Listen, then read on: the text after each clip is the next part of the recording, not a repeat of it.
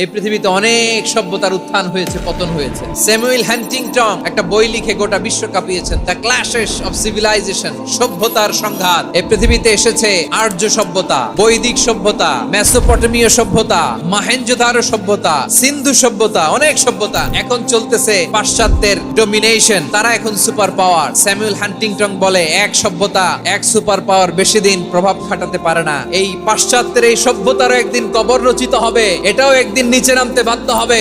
এরপরে এমন এক সভ্যতা দাঁড়াবে যে সভ্যতার পতাকার মধ্যে থাকবে লেখা লা ইলাহা ইল্লাল্লাহ। ওই সভ্যতার পতন পৃথিবীর কেউ করতে পারবে না। চিল্লায় বলেন ঠিক কিনা? সেটাই হচ্ছে ইসলাম। আমরা এমন জাতি, যে জাতিকে ইসলাম দিয়ে সম্মানিত করেছে কে? ইসলাম ছাড়া অন্য কোথাও যদি আমরা সম্মান তালাশ করি, আমাদেরকে আল্লাহ তাআলা অপমানিত করে ছাড়বেন। সবাই গলা ছেড়ে দিয়ে আওয়াজ করে পড়ুন তো, লিল্লাহে তাকবীর।